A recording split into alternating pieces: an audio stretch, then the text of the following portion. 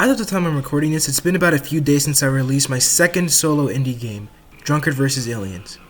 The game's been in development for longer than I'd like to admit, but the development has been a wild ride and there's a lot of things I learned.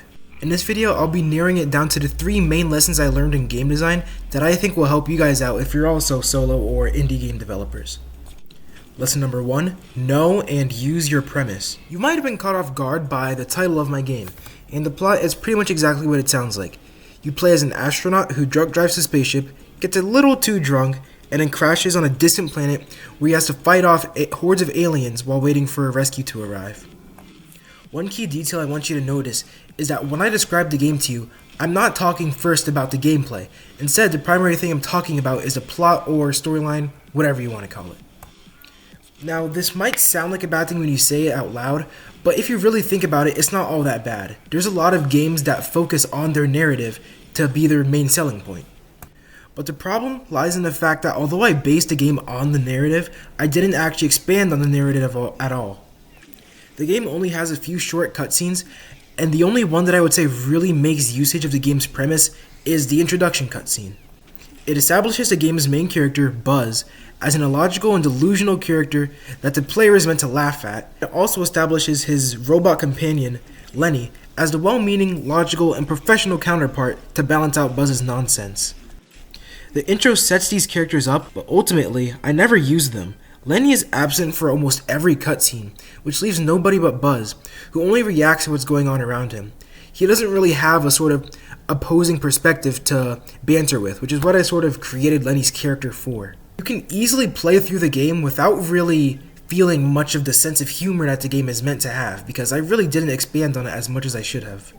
The whole drunkenness theme was implemented in a way to where it seems secondary and slapped on for a quick laugh. It didn't seem like it was actually something I had thought of at the very beginning of development, even though it was. For example, I think one failure I had to implement the theme properly was with the game's abilities. Basically, within the game, the player has different abilities that they can unlock from mixing beer and brewing it with the alien foliage that you can find on the planet. However, this detail about mixing beer with the alien products is only mentioned in a small piece of text, and it isn't shown visually in the game at all.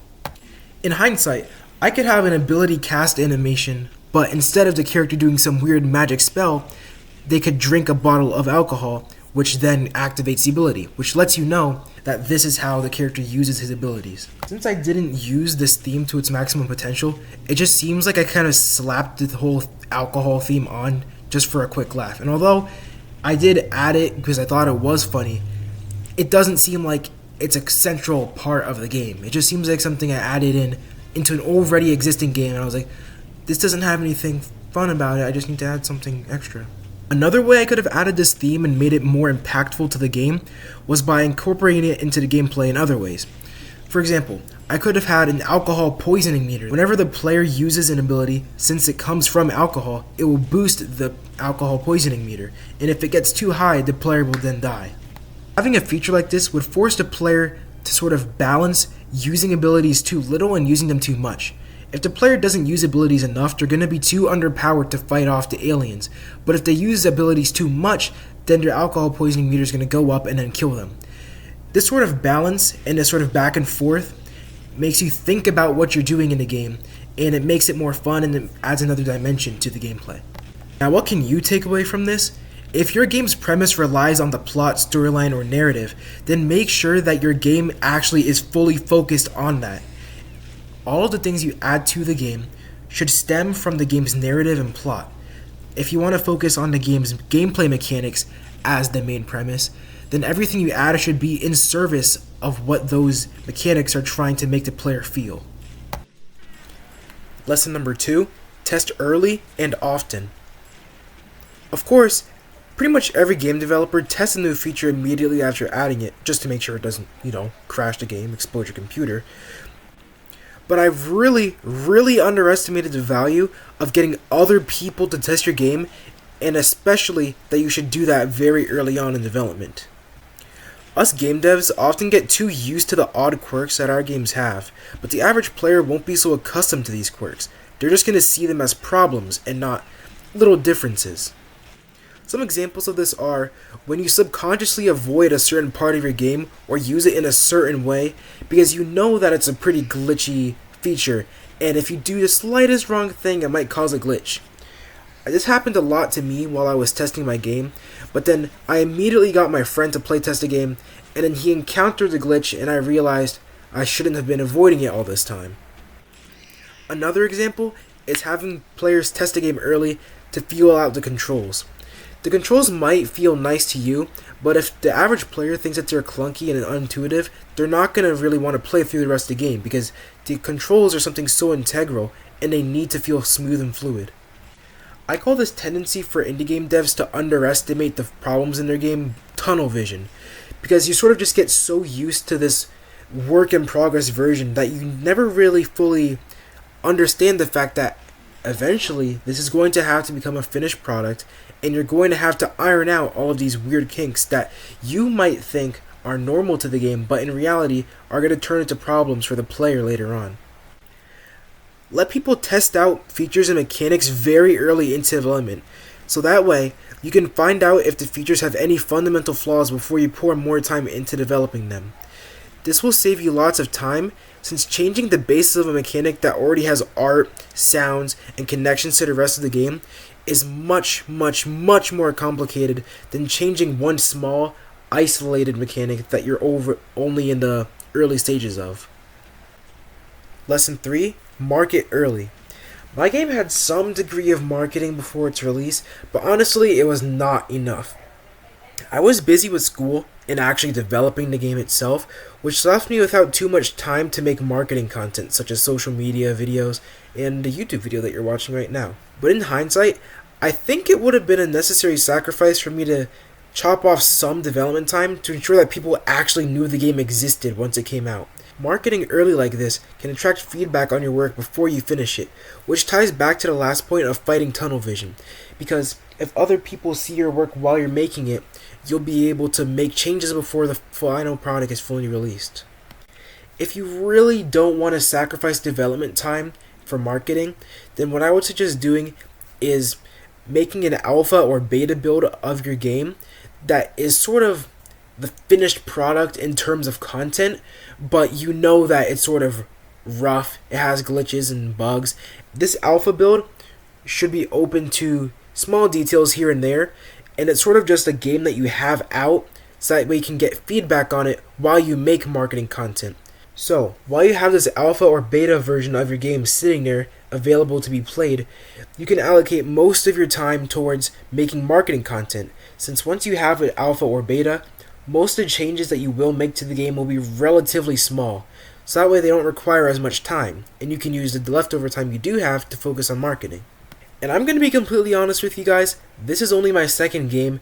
My first game, I did zero marketing. This game, I did a little bit of marketing. I don't know how to market. All I'm saying is that you should be doing it. You should learn how to do it, because that's something that I didn't do, and I can really see how if I did do it, the end result of my game would have been much better. I'm still learning on my video game development journey, so as I learn about marketing, I'll be sure to keep you guys updated so that way you can learn and apply my lessons to your own games. Of course, if your game is a really small project that you're making for a game jam or a hackathon or something, you don't really have to market, since being in a sort of competition or environment like that is already a huge boost in visibility, since hundreds, if not thousands of people are going to be visiting the page for the jam and potentially seeing your game. Now, moving on to the good things. I didn't do everything wrong with this game's development. To begin, I tried to make sure every addition added to the gameplay in some way. For example, every enemy was meant to slightly change your approach and playstyle slightly. Case in point, this enemy right here called the Mega Molar. This enemy's weak spot is inside of its mouth. Shooting it anywhere else will do no damage. But the catch is that the only way to get a Mega Molar to open its mouth is to get within its attacking range. This forces the player to be more risky, because if they want to be able to earn points from killing the Mega Molar, they will need to get close enough in order to be attacked by it. Another example of an enemy that I think is purposeful is called the Shaman Serpent. The Shaman Serpent is a sort of support type enemy. Every few seconds, it makes a nearby enemy invincible. The only way to make an invincible enemy not invincible is to kill the Shaman Serpent that gave that said enemy the invincibility to begin with. I think the Shaman Serpent adds depth to the game because it sort of makes you pick one choice. Should you attack the enemies that are currently fighting you, since they're the more imminent threat in the present moment, or should you focus on putting an early stop to the snowball effect that a Shaman Serpent can cause? Because it's going to be really bad if half the enemies on the screen are invincible and you can't do anything about it. These enemies serve the purpose of adding a risk factor to the game that forces the player to evaluate the current situation in order to figure out what they think the best course of action is. I also think I did a good job at setting the scene for emergent strategies. For those of you who don't know, emergent strategies are strategies that aren't set in stone by the developers and often aren't really intended, but they're created and discovered by the player base.